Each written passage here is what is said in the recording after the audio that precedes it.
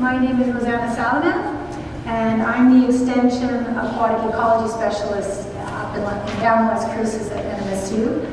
And I was asked to give a talk today, just a general overview, basics of aquaponics. It happens to be the fastest growing sector of aquaculture in the world. It's actually growing exponentially. So some of you may be familiar with it, some of you may know a little bit about hydroponics. So I'm just going to talk a little bit about the similarities and some of the things to consider if you're interested in pursuing aquaponics. So first of all, what is aquaponics for those of you who don't know? Well, aquaponics is a very efficient, balanced, sustainable form of food production that combines hydroponics, which is the growing of plants in a soilless medium, in water, and aquaculture, which is growing fish or aquatic organisms in water. So it's a system that combines both of them in a closed, recirculating system, so it's very efficient. And as I said, it's one of the fastest growing segments of aquaculture in the world. So what are some of the benefits of aquaponics? Well, aquaponics conserves a lot of water while producing very high quality food. What you're doing is you're using the waste that's produced from the fish portion of the system, and the waste is actually being used as the nutrients for the plant section of the system, okay? So it uses, because it's a recirculating system, it uses a lot less water than soil-based aquaculture, something that's particularly attractive in parts of the world where we don't have a lot of arable soils or where we have very little water. Uses about 90% less water than traditional agriculture. And it also even uses a lot less than hydroponics. So as I mentioned before, it's a balanced system, and the plants act as a natural filter, so they are the portion of the system that filters the water, cleans the water, and the fish provide the natural fertilizer for the plants. So unlike sort of hydroponics, which is a sterile system where you have to add nutrient solutions and you have to replace them periodically, in an aquaponic system, the fish actually produce the nutrients for the plants. Is this okay? Is this feedback? Sound okay? Okay. So how does it work? Well, basically, there are many, many different types of systems, but basically the way it works is that the fish are raised in some sort of tank. Here we have, this is the system, and it's just a one-to-one system, and the water is then either pumped or gravity fed into the plants. And basically, the bacteria in the system, the nitrifying bacteria, convert the ammonia that's produced by the fish into nitrates, which can be used by the plants. Okay? And then the plants are going to be absorbing this water, and by taking up the nutrients, they clean the water, which then is returned to the fish. So the plants clean the nutrients, which would otherwise build up in the system. If any of you, is that better? Is this okay, by the way? Can you hear me? Okay. If any of you have ever had an aquarium, you know that ammonia will build up in the system unless you have some kind of a biofilter to take the nitrogen, the nitrogenous waste out of the water. Eventually would kill the fish. Well, the plants are actually doing that in the system. So some of the benefits of aquaponics, and some of these are also shared by hydroponics. Obviously, there's no soil, so there's no weeding, there's no bending down. You don't have a problem with soil-borne diseases or tilling. The fish are providing free fertilizer. The plants also, one thing about studies that have looked at plants grown hydroponically or in soils or in aquaponics, they grow as much as 4 times faster than soil-grown plants, or even hydroponic systems. And of course, there's minimal water waste. Most of the systems are either, they can be grown indoors or in greenhouses or even outdoors, but they take very little space. So they're particularly useful in areas, in many cases they're replacing old warehouses, abandoned warehouses in urban centers. You can set up an aquaponic system. So they grow with much less space. They require a much smaller footprint to grow the same amount of crops. No farmland is required. No farmland, no problem. You can still use aquaponics. comparing it to hydroponics is that you also have fresh fish at the end of the day, either that you can eat, or if you're growing ornamental fish, goldfish or koi fish, you can sell those. So you're doubling your income, your sources, your produce. What are some other benefits of aquaponics? Well, it's got a longer growing season than traditional agriculture because most of the time you're not growing your plants outside. Now, of course, some of the pioneers of aquaponics are systems that were developed in the Virgin Islands, UVI system, and of course you can grow things outdoors all year round. But for most of us, it's either too cold in the winter or certain times of the year you can't grow outside. So most of the time it's grown indoors. So that means that you have access to produce all year round. Another important distinction, for example, between hydroponics and aquaponics is that in aquaponics you can't use pesticides. And that's simply because a lot of the pesticides that you might use to get rid of pests on your plants would be toxic to the fish, or they would also be harmful to the nitrifying bacteria, which are integral to the functioning of an aquaponic system. So by definition, these systems are pesticide free. Even if they're not certified as organic, you can't use pesticides in a normal functioning recirculating aquaponic system. Another benefit of aquaponics is you can set it up with using very low cost materials that you can buy, you can find in most of your home hardware stores.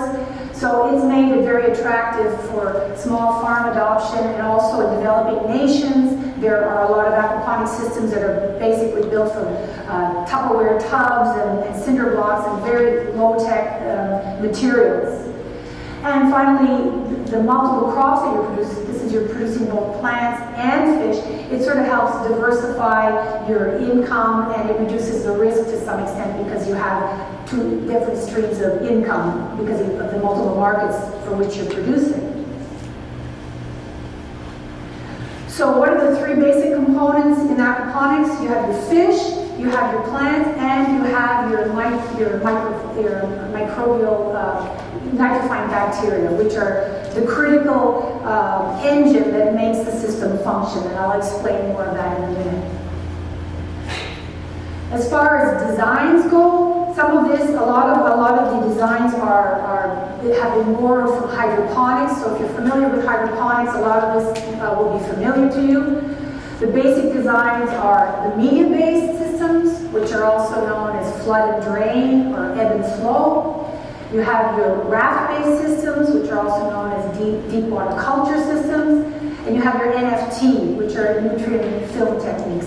And nutrient NFT are largely used in hydroponics, but they're also now being adapted into aquaponics. And vertical towers are simply using the NFT, but in a vertical system, so you can have aquaponics. It's actually built upwards, so that it takes very little space.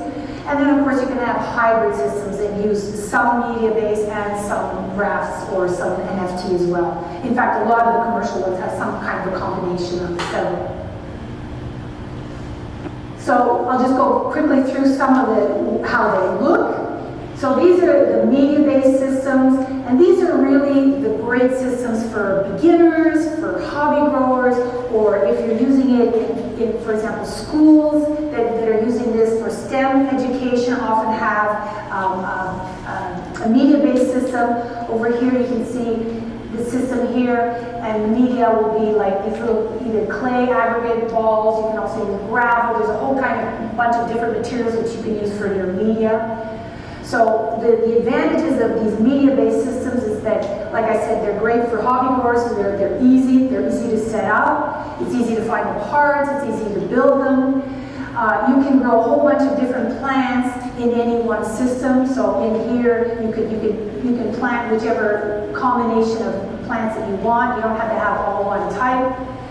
And these systems here, the media themselves and the walls of the system provide all the surface area that you need for your biological filtration. And by biological filtration, I'm talking about surfaces where the nitrifying bacteria can colonize and break down the fish waste into nutrients. Biofiltration, that's all that means. It means converting the ammonia to nitrate. And that happens on the surfaces of those particles. So you don't need to have a separate biofiltration unit. So the disadvantages are that in these systems, you can sometimes build up little pockets, anaerobic pockets, and that can cause problems. So occasionally these systems may have to be cleaned out, and because of course this media is very heavy, it can be kind of cumbersome. Sometimes I've seen a lot of people that have these basic systems, they use red wigglers, so they put a bunch of worms in there, and that really helps with the problem of anaerobic pockets. But that's something that can occasionally happen, so that's something that has to be dealt with, and you have to monitor it and check for it and clean it out occasionally. As I said before, these media systems, you can find a lot of the materials in your basic home hardware stores. I've seen everything from aquaria use. In fact, if you Google simple aquaponics systems, you can buy a very small one for under $100. It's basically just an aquarium with something that sits on top of it for the plants.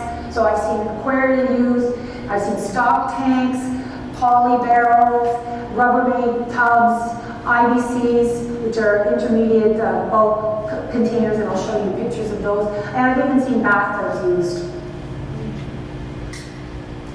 So these are just two of the very simple designs that you can find materials very easily, what are known as barrel ponics and IBC ponics. And you can see here that you have these, I think they're 55 gallon barrels that you can find that are food grade. They can be purchased online, and this one's been cut in half. So here you have your fish that are being grown, and here you have your plant beds. This is a similar system with these IBC ponics, and I'll show you where you can find materials. A lot of people that are just, especially people that are good with their hands and that are crafty, they build these themselves, because you can find all the directions and the guide online, the PDFs, with specific information on how to plumb them, how to cut them, and how to put these systems together. So for example, barrelponics was originally created by Travis Hughey. His organization was Faith and Sustainable Technologies. And here you can see, for example, if you Google barrelponics, you'll find this. But this is a link to a PDF this is an extension publication put out by the University of Hawaii that has all the step-by-step instructions on how to build a system, a barrelponics system. So the materials are inexpensive, and the system is low-tech, but also can work very well. IBC containers, as I said before, intermediate bulk containers, a little bit larger, but also the instructions you can find online for these. This is one also by Travis Hughey, Backyard Aquaponics. You can look up IBC of aquaponics. There's a free downloadable, high quality instruction on how to put one of these systems together. Like I said, it's a little bit larger, so the full container, or 275 gallons, when you cut in half, with the top cut off, it's 175. Also inexpensive, and there's a lot of good information on there on how to build these, and I'll show you some of the materials in a second. So this, for example, you can find online. It's also free to download. The IBC of aquaponics. This gives a lot of instructions. And this is one that's put out by the FAO, Small Scale Aquaponic Food Production. You can see they also use these IBC containers to make an aquaponic system. So that's just an overview of the media systems. The next kind of system, the second most popular one, are what are known as RAF systems, or DWC, or deep water culture systems. Some of the advantages of these, this is what you tend to find in commercial systems, okay? Because they really give you a high yield of plants and fish and predictable planting densities at harvest. And I'll show you a picture so you can see why. It's basically almost like a conveyor belt of floating rafts where you plant your seedlings in little baskets in, and as they grow, the raft gets pushed in one direction where you harvest from one end, and from the other end you keep planting smaller plants. So it's very easy to plant and harvest with these systems. The disadvantage is that it's a little bit more costly, of course, and it's a little bit more involved, more complex to set up. And it does require a little bit more extensive filtration. And usually these systems need some sort of aeration, so usually they have bubblers, like aquarium bubblers in them to keep it aerated. Okay, I guess I thought I had a picture of it, maybe I took it out, but there might be one coming up later. And the third one is what's known as nutrient film technique, or NFT. And this, if you've ever gone and visited a hydroponic systems, these are very popular in hydroponics. They use these, basically the water moves like in this direction, a very thin stream of nutrient water, which basically bathes the root systems of the plants. So they're not sitting in a lot of water, they're just a thin stream that's passing through these watertight, narrow troughs or runs or tubes.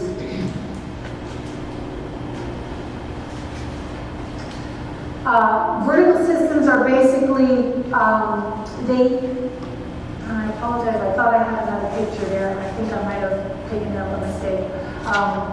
Vertical aquaponic systems are basically using this NFT technology, but with the grow channels, instead of moving horizontally, they're vertically, so you can basically grow plants on top of each other in a small space.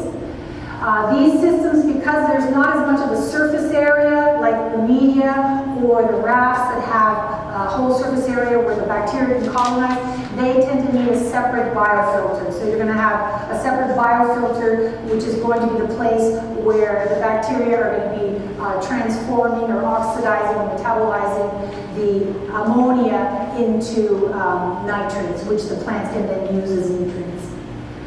These systems work very well for things like lettuce or herbs or kale, spinach and strawberries. I've seen all of these used in the vertical systems.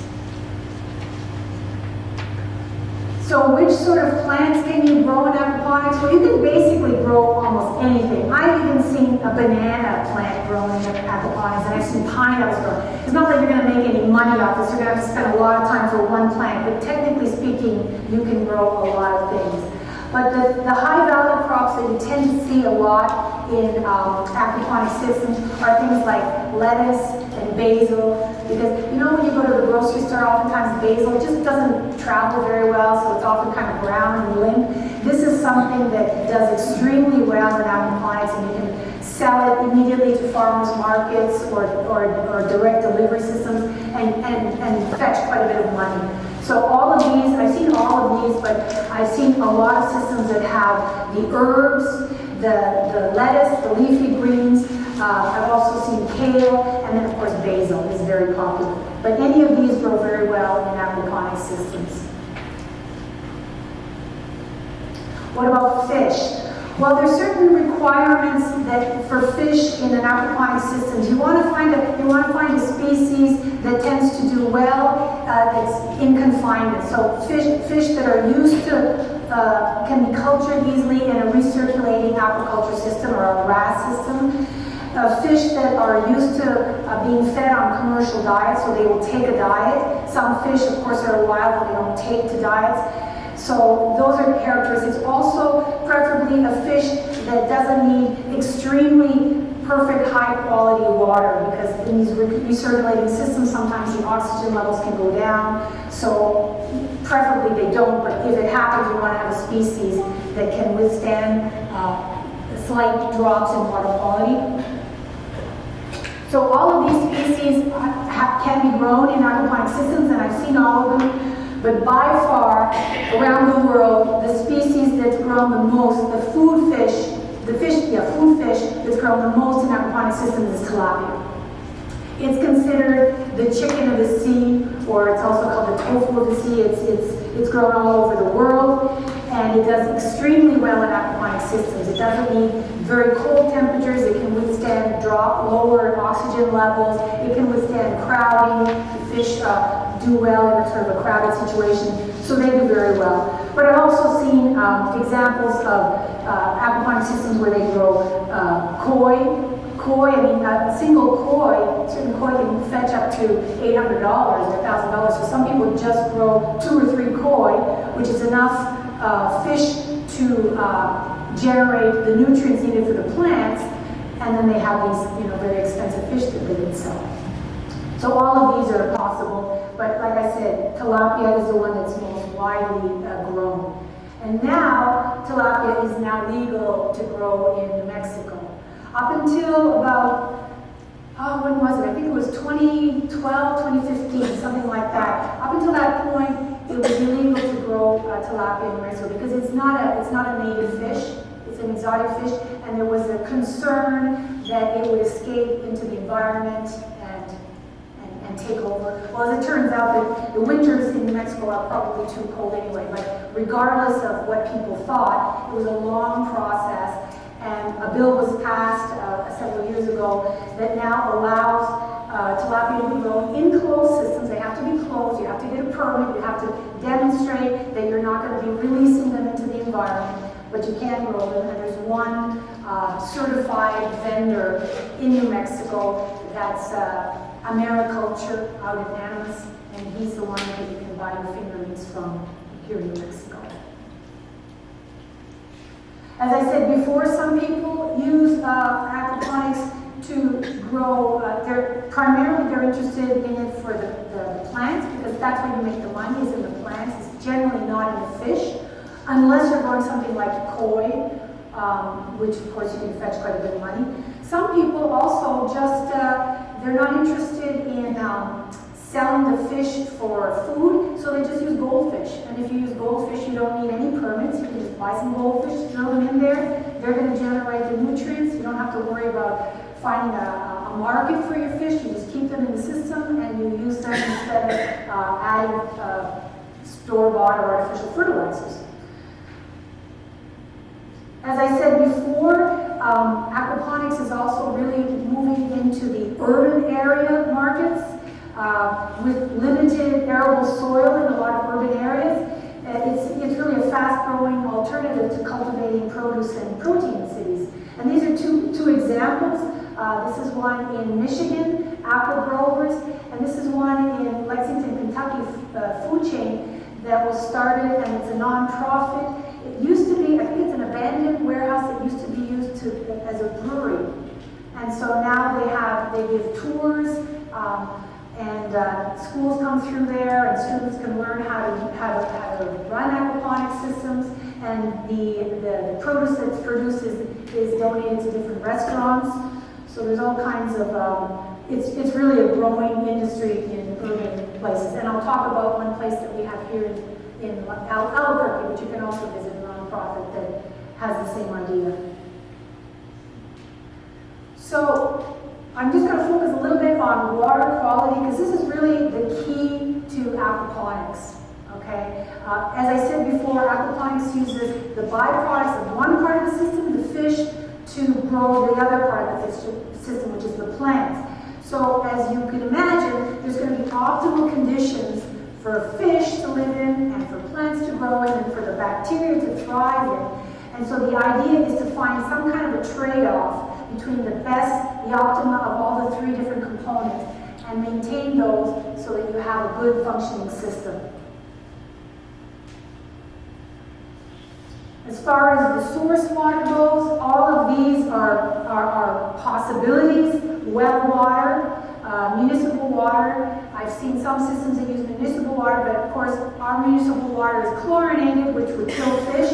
So it's very important that if you're using municipal waters, you have to have some way to remove the chlorine or the chloramines before you introduce your fish into the system. The same way as if you have an aquarium. If you have an aquarium, you have to degas it, let the chlorine gas off, degas before you add your fish to it.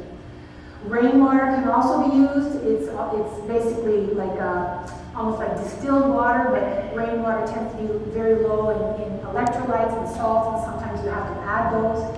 Surface water, of course, is not recommended because you just simply can't control the extraneous pollutants or anything that gets into the system. So what I've seen the most here is well water.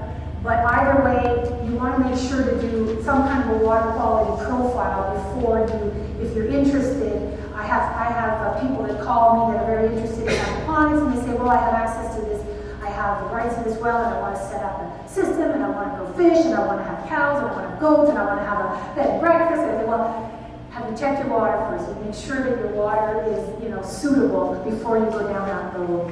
So this is actually, there's probably several labs, but this is one that my colleague Charlie Schultz out at Santa Fe Community College uses, MMI laboratories, and they'll give you a good water quality profile to make sure that your water is suitable.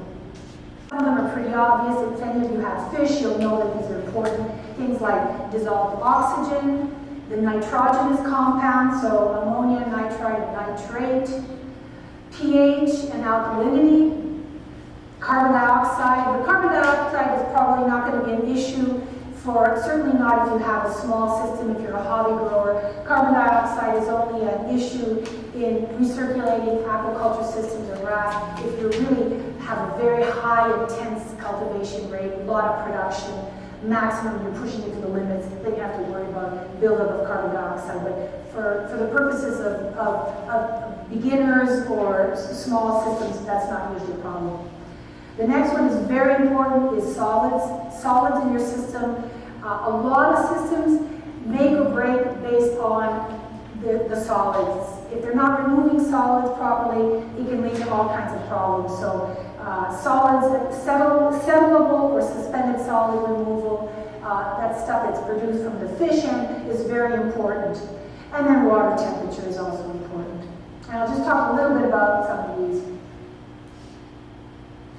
As far as how often you have to test your system, when you first set up your system and you're cycling it, and I'll explain what cycling is in a minute, it's probably very important to test it on a daily basis, because that's when you're going to make adjustments quickly. So if you're cycling your system using fish, and you may have your ammonia might go up, so if you're measuring every day at the beginning, you know that you have to decrease feeding or stop feeding or increase aeration.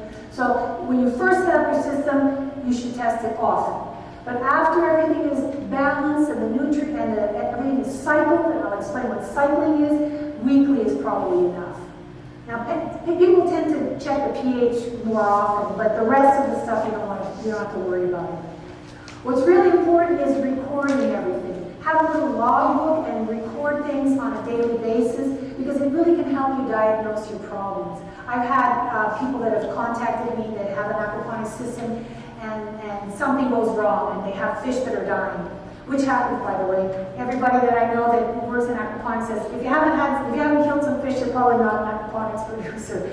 But anyway, they say they're having some problems, and they say, well, I'm measuring things, and this seems to be fine, this seems to be fine. And by looking at things, we can usually come up with a problem when the temperature was spiking or something, something went on. So really important to record all your readings, because it will really help you down the road to figure out what's going on.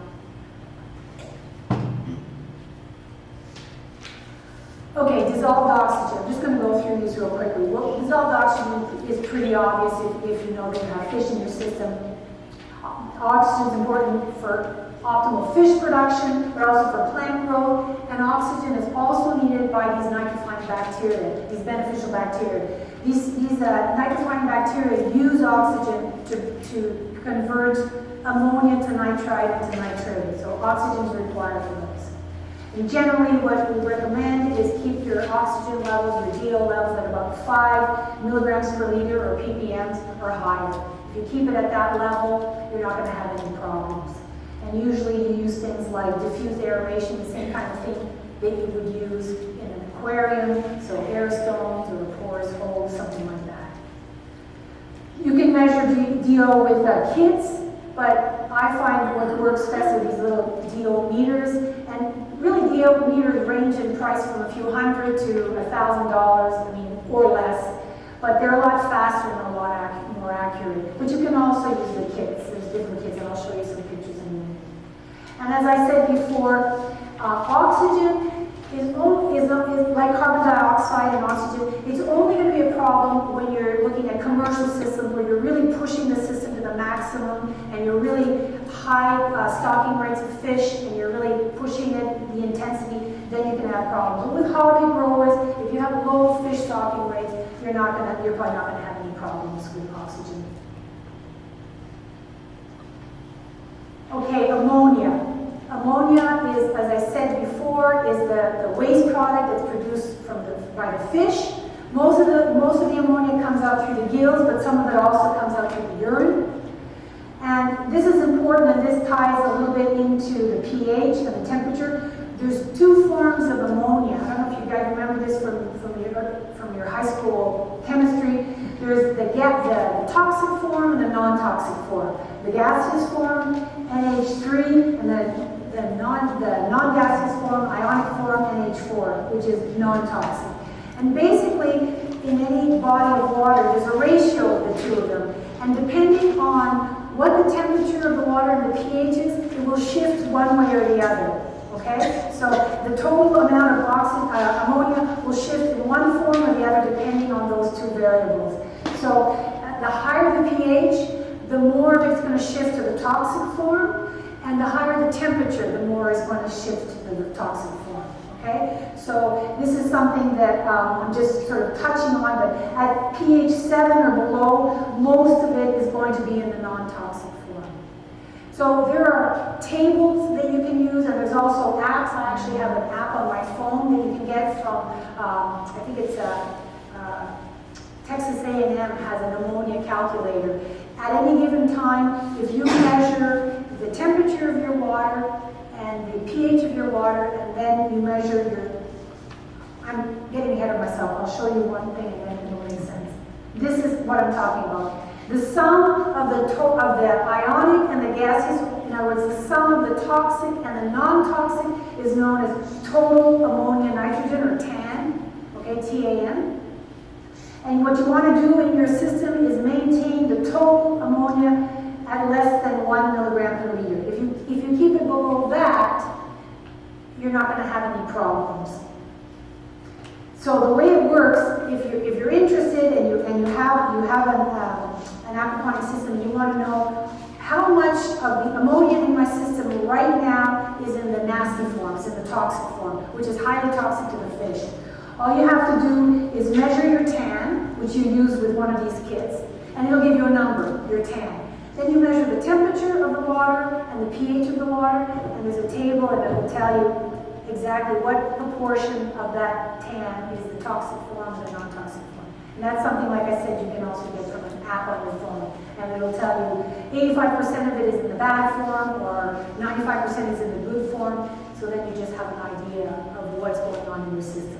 But all of that, you don't have to worry about if you maintain your total ammonia nitrogen at less than about 1 milligram per liter in your system.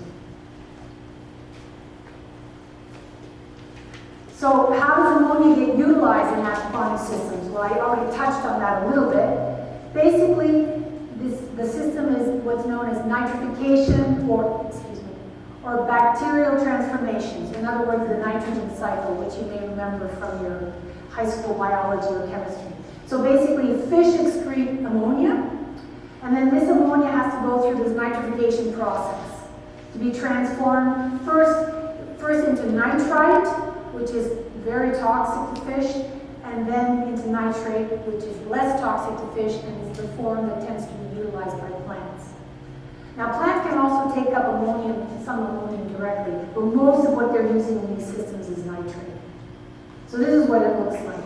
Basically, you have fish that you feed, and they produce ammonia, and as I said before, there's the two forms of ammonia, and they kind of go back and forth from one form to another, depending on the pH of the water and the temperature of the water. Then you have one type of bacteria, the nitrosomonas, that transform the ammonia into nitrite. Nitrite is very, very toxic to fish. This process of nitrification uses up oxygen, uses up pH, and uses up alkalinity. Okay? So naturally, that's what happens. Then this nitrite, another set of nitrifying bacteria, nitrobacter, are transforming the nitrite into nitrate. And this is the form that gets used by the plant. And this step here also uses up oxygen, pH, and alkalinity. So that means that in the process of nitrification that's happening in your system, the water naturally is going to be losing pH and losing oxygen over time, okay? That's what happens with the nitrification process. And biofiltration is the place where this happens, okay? Biofilter, when you're talking about biofilters, biofiltration, you're talking about this process of removal of ammonia and nitrite from the system and transformation into nitrate, which is what your plants use. And the biofilter is just the place where this happens. So it's where the nitrifying bacteria colonize. So in the media systems, it's on the little media themselves or on the walls of the plastic. In the raft system, it's on the raft itself, or on the walls of the troughs.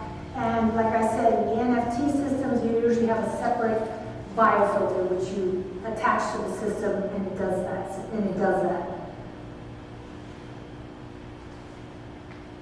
So biofilter establishment is actually the first step that you do when you're setting up an aquaponic system.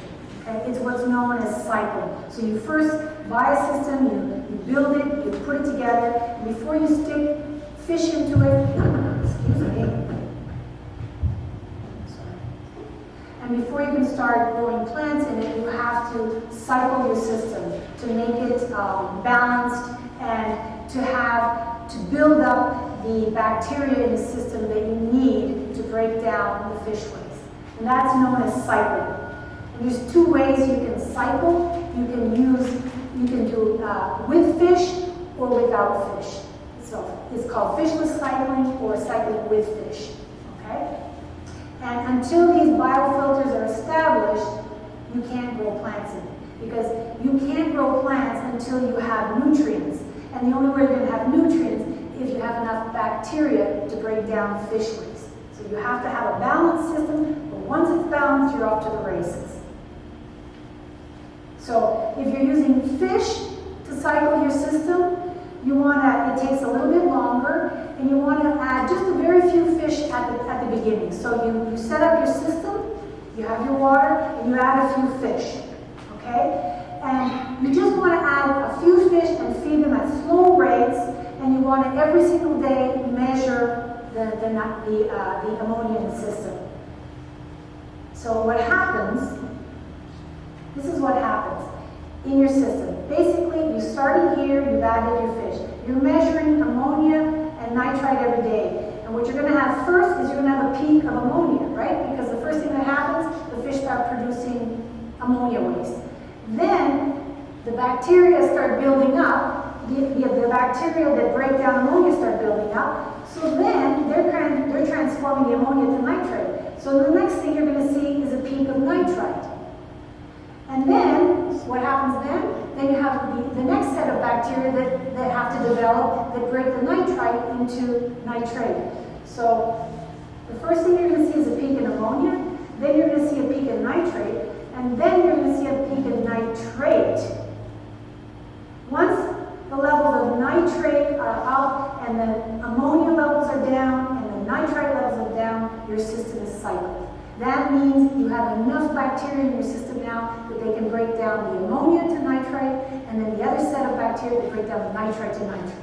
Okay? So this whole thing takes about 4 to 6 weeks when you're cycling using fish. And the key is to start with just a few fish and feed them just a little bit at a time so that you don't build up too much ammonia in your system. All of a sudden, what happens is that if you build it up too fast, you're going to kill your fish. Right? Because you're going to build up all this ammonia, but there's not enough bacteria to break down the ammonia. So you want to do things gradually. The other way to do it is fishless cycling. So you don't add ammonia to your system, you don't add fish to your system, you just add the ammonia directly. That way you don't have to worry about accidentally killing your fish. So basically, it takes less time too. It only takes about 10 days to 3 weeks compared to 4 to 6 weeks. And you just add ammonia, you just add drops of ammonia over time, and you're still measuring every day. The same way you're measuring ammonia and nitrite every day. First, you're going to see the amount of ammonia is going to go up, then it's going to come down, it's going to be replaced by a peak of nitrite, then that's going to come down, and then the nitrates are going to go up. And that indicates that there's enough bacteria in the system to do what they're supposed to do.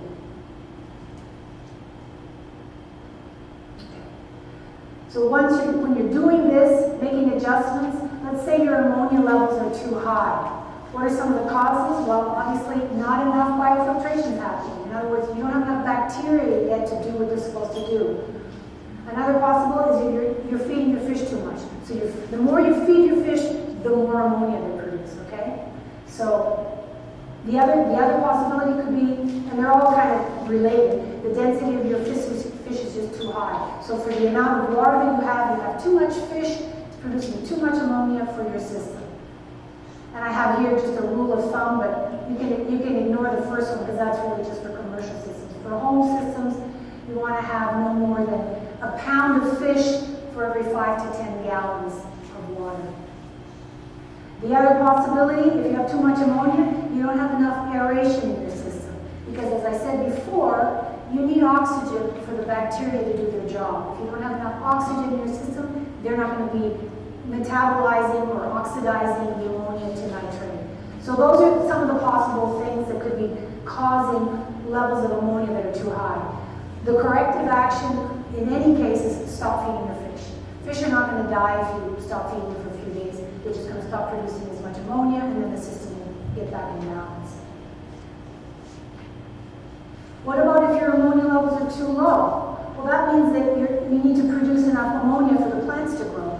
So you might want to add more fish, you want to feed them more, or you want to use a smaller tank, so increase the density so that they're producing more ammonia. Because as I said before, you need the ammonia to grow to fit the plants. You just want to have it in balance, not too much ammonia and not too little ammonia. What about if your nitrate levels are too high in your system? Well, that means that you're producing more nitrate than your plants can take up. So what do you want to do? You want to add more plants to your system to take up that nitrogen. So you add more plants, you might want to add another plant bed, or you might want to harvest more fish.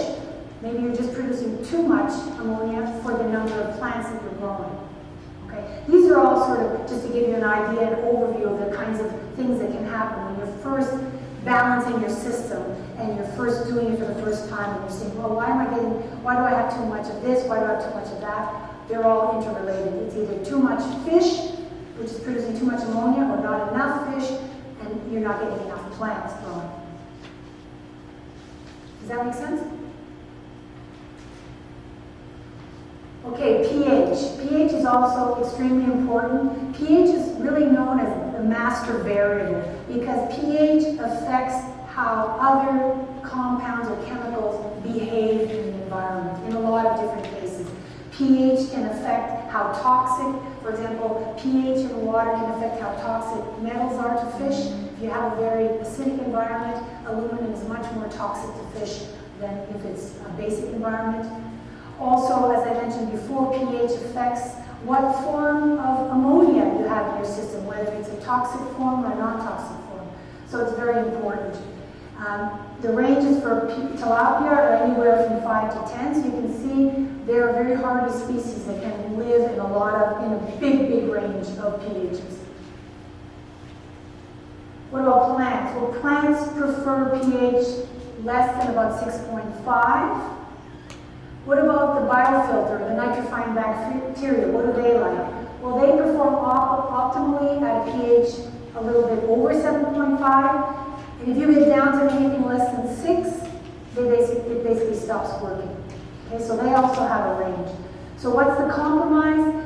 Most systems, when they first started developing aquaponic systems, they said, try to maintain it at around 7.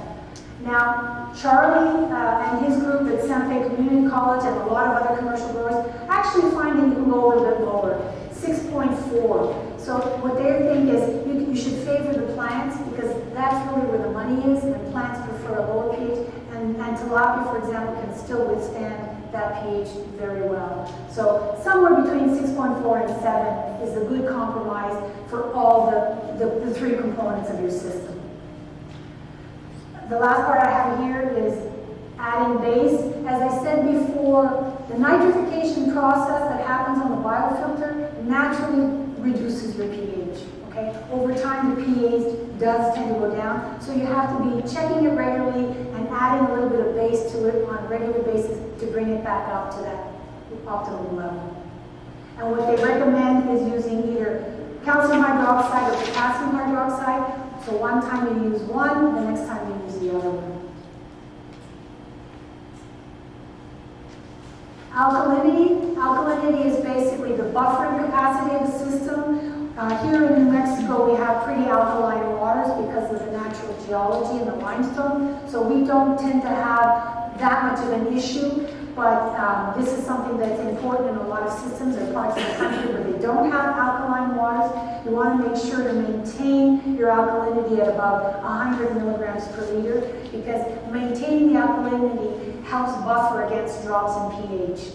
Okay? So here in this part of the country, we don't tend to have as much of an issue, but as I said before, even here, you have to maintain, you want to maintain your alkalinities at that level so that you're not going to have those real drops in pH, which happens naturally in an aquaponics system. Temperature, also very important. As I said before, that one guy that contacted me was actually in the UK that was having problems with his fish that were dying. And I looked and he sent me all his water quality charts and everything looked great except the water temperature.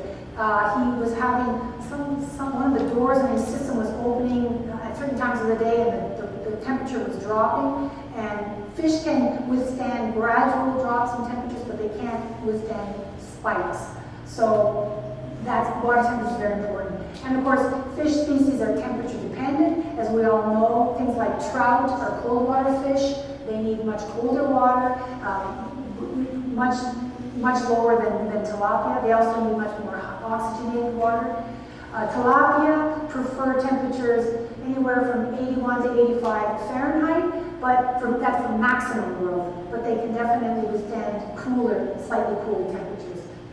If you get down with tilapia below 70 degrees Fahrenheit, it's going to really affect their growth rate. And it's also going to make them more susceptible to disease. With fish, a lot of times, susceptibility to disease is related to stress. So water drops in temperature or pH can stress them, and once they're stressed, they're more susceptible to diseases. Vegetables, as you can see, prefer 70 to 75. And a biofilter, which is where the bacteria do their job, they optimally prefer 77 to 86. So usually these systems, they run them around 70 to 75 degrees Fahrenheit is a good compromise for the whole system.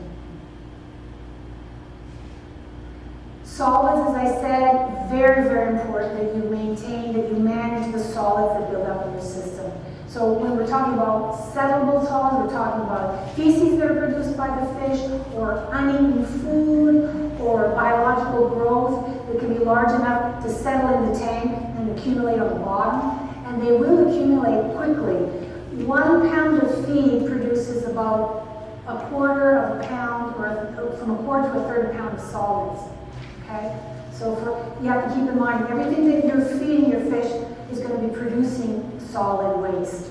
So it's very, very advisable to remove with filtration this solid waste once it leaves the tank of the fish before it goes into the plant beds, even before it hits the biofilter. You want to get rid of those solids because solids use up oxygen to be broken down. And if you're using up oxygen to break down solids, you're going to have less oxygen available for the nitrifying bacteria, for the beneficial bacteria. So solids removal is really, really important in aquaponics. It can make or break your system. These are some of the things that happen, how settleable solids will affect the water quality and performance of an aquaponics system. Well, if you don't remove the solids, they can stick to the plant roots, and of course that's going to decrease the ability of the plants to take up DO as they decay. It can also affect the uptake of water and nutrients into the plants. They also, as I said before, will have a negative effect on the beneficial nitrifying bacteria, because nitrifying bacteria require oxygen to work, and if the oxygen is being used up to break down all these solids, you're not going to have as much as you need for your biofilter. And of course, as solids decompose, oxygen is used up, and ammonia will be produced. And finally, it can just clog the pipes of your system. So there's all kinds of different systems that you can use to remove solids in your system, and they range anywhere from tens of dollars to thousands of dollars, depending on how sophisticated your system is. You can have these bottom drawing center drains, they're a few $100s. You can have swirl filters, which are, I saw some, I was at an aquaculture conference in San Diego in February. I saw some swirl filters, and I was asking, there was a show, all the different industry guys were there. It's like $20,000. So these systems are for commercial operations. Bubble bead feeders, clarifiers, these are all different types of things. But for simple small systems, filtration can be as simple as using some kind of orphan sock, just something that it can filter through to catch the solids, and then you replace it and wash it out. So these are just some examples. This is a bubble filter. These are swirl filters. Or you can have a system where the water goes in and it just settles, because there's like a baffle here. The water will settle, and then you take it out through a drain, and then it comes back up through. So some kind of system where the solids can settle out, drop out, and then you have to clean it out periodically. So you guys know this as master gardeners. These are the nutrients that were required for plant growth. Well, you can see all of these are, except for the ones in red, are going to be provided or supplied by the fish feed and the byproducts. So most of these, unlike hydroponics or soil where you might have to add a fertilizer, all of these are going to be provided by the fish themselves, except for potassium, calcium, and iron. These ones have to be supplemented. Well, it turns out, as I said before, naturally in these systems, pH tends to drop over time, so you have to add either calcium hydroxide or potassium hydroxide. So by replacing the calcium or potassium hydroxide to bring up the pH, you're also adding the nutrients that are not provided by the fish. So it's kind of like you're killing two birds with one stone by adding these. So, as I said, you add the calcium hydroxide or the potassium hydroxide anyway to increase the pH regularly, and it's also going to supplement the calcium and the potassium. You want to do these alternate, so once you add one, once you add the other, that helps keep it maintained. And add equal amounts, and this is really determined by trial and error. Once you set up your system, you'll be measuring it, you'll be measuring the pH, and see how often you have to supplement it, and you will in turn be adding that macronutrient which is not provided by the fish waste.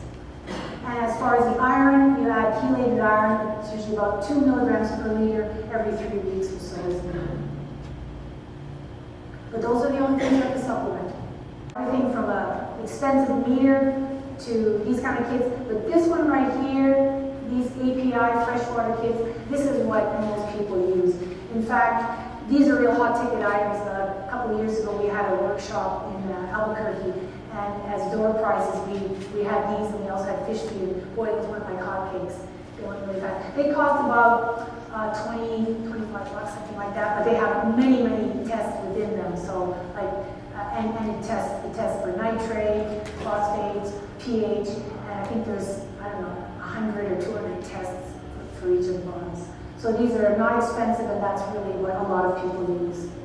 Unless you're getting up into the commercial operations where they have everything that's automated and automatically measured over tiny meters.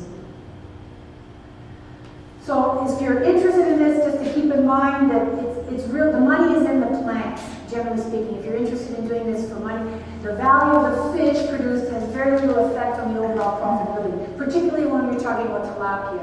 Because keep in mind, as I said before, this is really like the chicken of the sea. It's produced all over the world. And you can go to Walmart or a lot of stores and find tilapia imported from China or from Vietnam or from a lot of Asian countries at a fraction of what it would take you to grow it here. However, you can get beautiful fresh tilapia you grow yourself, and you can sell it at farmers markets or restaurants directly. And there is a market for it, but it's not going to be where you're going to make most of your money. Unless, again, as I said, you're growing koi or some very expensive exotic ornamental fish, But generally speaking, for most people, the money is in the plants. So if you're interested in this, after saying all these great advantages and benefits of aquaponics, there are some caveats. If you're thinking about doing it as a commercial venture, it's just like any business. You really have to do your market research, okay? It's just like any business. So there has to be a market for your fish products, farmers markets, local retail outlets, local restaurants. I know people that have what they call white tablecloth restaurants, and they've worked out an arrangement so that they deliver their produce or their fish on a weekly basis. But you have to have markets, because believe me, you don't make money growing fish and vegetables, you make money selling them. So you have to have a market for them. So for plant produce, you want to establish your conversations early with potential buyers so that you're going to be able to meet their expectations, how much that they need on a regular basis. And also, this last one's important, from a commercial standpoint, be prepared to address food safety issues with potential buyers. So a lot of people, aquaponics is really starting to take off, but there's still a lot of people that are not really understanding what aquaponics is. And some people think that aquaponics has the same issues as growing cows, for example, with E. coli and things like that. The cold-blooded fish don't produce E. coli, but there's misinterpretation and misperceptions of what aquaponics is. So you have to be prepared to explain how it works and address those food safety issues, just like you would if you were selling any plants or vegetables to restaurants. So food safety, different considerations for a backyard or hobby versus commercial. Obviously, if you're selling to farmers markets or directly to restaurants, you don't have to worry about things like food safety audits. But if you're interested in breaking into the commercial market and into the big chain grocery stores, you have to be prepared to have the same food safety concerns that those farmers have when they sell to large scale operations. And in this last point, I just want to make that if aquaponics is ever going to enter the mainstream of the large chain grocery stores, there have to be food safety audits that account for this unique risk profile, this perceived risk profile, growing plants with fish, animals and fish together. They're not in the same system, but people think they are. So you have to be willing to address that. And luckily, this is now happening over the last couple of years, because really the certification is going to be necessary if you ever want to sell your produce to the large retailers, just like farmers have to meet the food safety standards and good agricultural practices, or GAP. Everything that they have to do, you would have to do also in aquaponics. And so this is where you can find this out. About 3 years ago, they started the pilot project through the USDA specialty crop. Aquaponics is now considered a specialty crop. So now there is a document right here. If you Google aquaponics and GAP, you can come up with this. But this document, it's not a very long document, just a couple of pages, but it provides all the requirements that operators would have to go through to be eligible to be audited, to pass these USDA GAP audit program. Things like make sure that you're not growing your fish and your plants in the same, in the same tanks, prevent cross-contamination when you're removing your plants from the water. Just the same kind of things that you would have in any operation where you're harvesting your plants, are you using good cleaning practices, are you washing your hands, and so on and so forth. But you can find that information there. So, can you make a lot of money in aquaponics? Because like I said, I get people that call me and say, oh, I'm gonna set up this thing, I'm gonna become a millionaire. You're not gonna become a millionaire. It's like no farmer's a millionaire. I mean, you can make a good living, but it's really an economy of scale. So the greater the quantity of good produced, the lower per unit fixed cost, okay, like anything. So as you scale up, you'll make more money, up to a point. Because if you start having to employ a lot of people, of course, personnel, that's your big labor cost is going to be your biggest cost. So there's a sort of a sweet spot in between where you can get highly efficient and you still don't have a large personnel. Once you get larger and larger, of course, that's going to cut into your cost. Like any business, okay? Okay, so analyze financial statements. I have another, Charlie was telling me about another woman who started up her system. She'd taken all the courses and she built her system, a commercial system, and then she realized, oh, it's going to cost me money to heat the water for these fish. Well, that's expensive. And she hadn't done the calculations. She said, I'm not going to do fish. I'm just going to do the plants. So you have to do your homework. You have to figure out what's going to work best, depending if you have a greenhouse, if you're going to do indoors, your lighting, all those things. You have to do just like any business, do your financial statements. Because as I said before, you don't make money growing them, you make money selling them. So make sure you have your markets for them.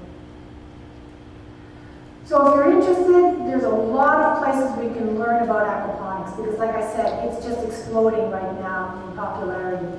There are a lot of educational, get as educated as you can, take as many credentials as you can. I take any chance to take a workshop or a course if possible. There are conferences, there's a lot of specialized courses, there's a lot of online courses. That's one good thing that came out of this whole COVID thing, is that a lot of these workshops are now online that you can take and you can get a lot of certifications. There's workshops, I'll list some great books that are online because I have to say there's also a lot of crap online, so you have to know where to find good information.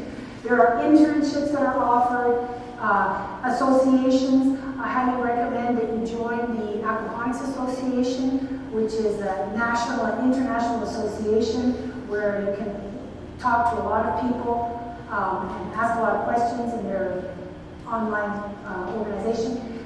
Santa Fe Community College.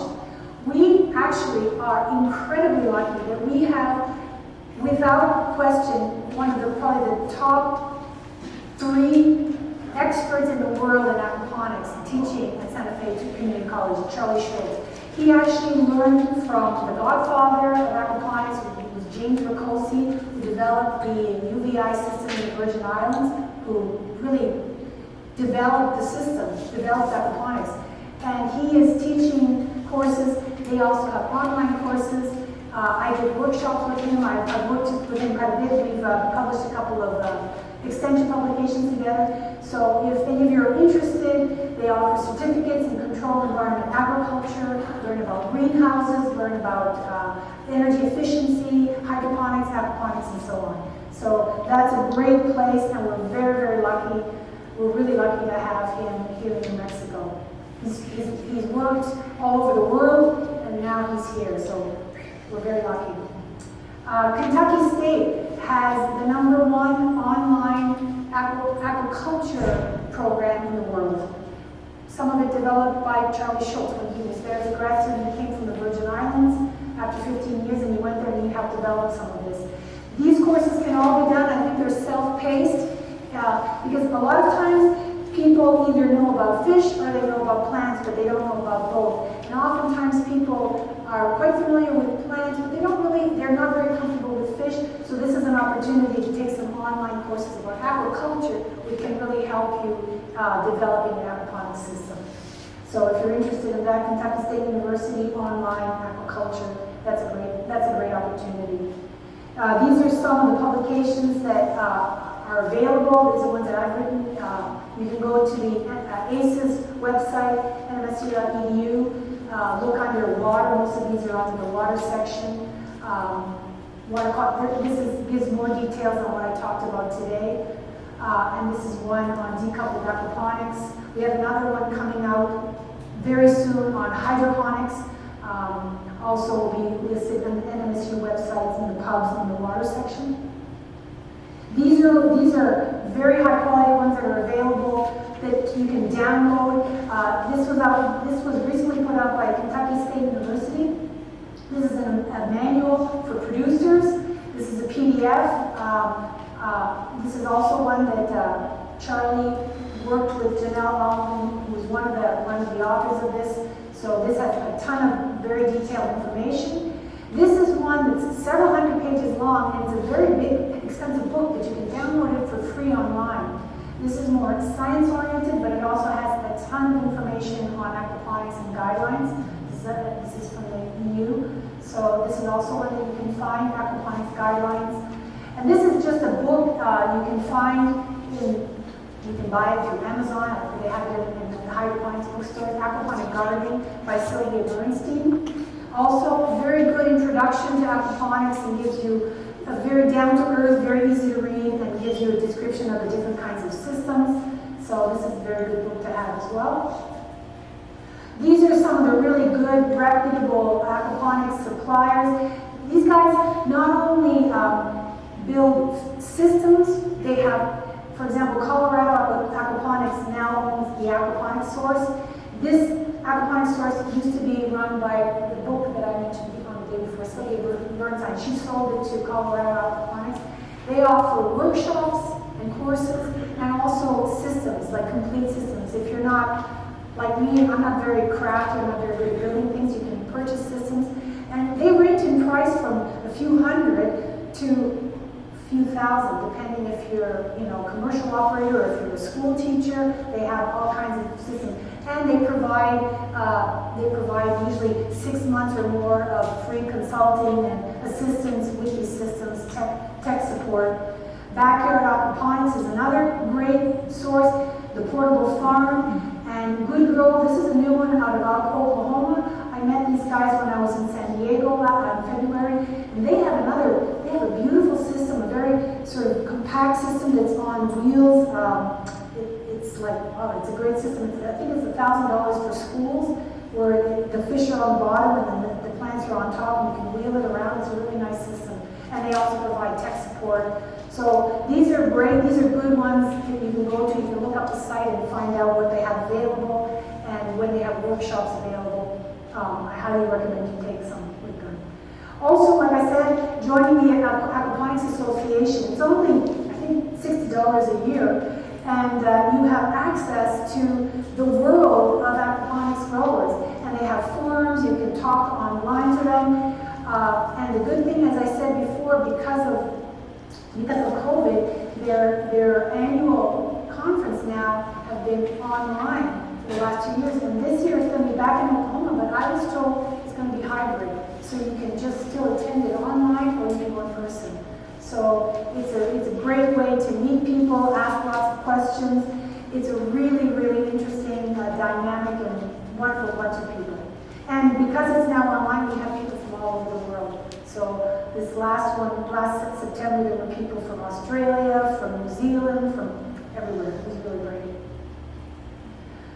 Visit a facility. If you want to see another nonprofit here in Albuquerque, the Sanctuary at ABQ, it's run out of the Washington Middle School, and it's a nonprofit.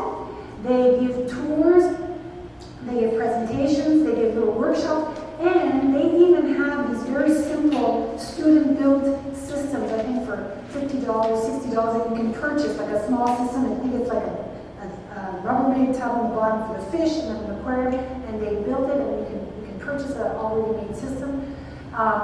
Danny runs the facility, and they're a really great bunch of people, so I highly recommend you go and check them out sometime and ask them lots of questions, because they're very personable and they can help you a lot. So, to wrap things up, aquaponics, it's a very innovative system. It shares a lot of the same positive attributes with hydroponics, such as, you don't need arable soil, it doesn't use as much water, you can do it in an urban environment. But the difference with hydroponics and aquaponics is that in hydroponics, the plant nutrients are produced by the fish, so you don't have to purchase them and add them separately. It's not like a sterile medium. It's a real sustainable ecosystem. And as an aquatic ecologist, that's why I'm really interested in these systems, and I think they're really great, because it is a balanced, functioning, sustainable system.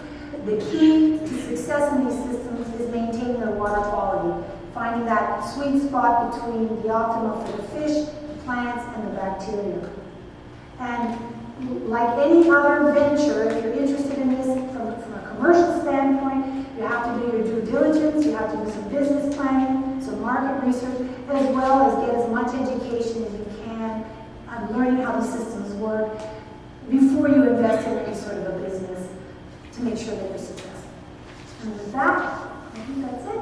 I'd like to thank you all very much. I hope you learned something. Thank you.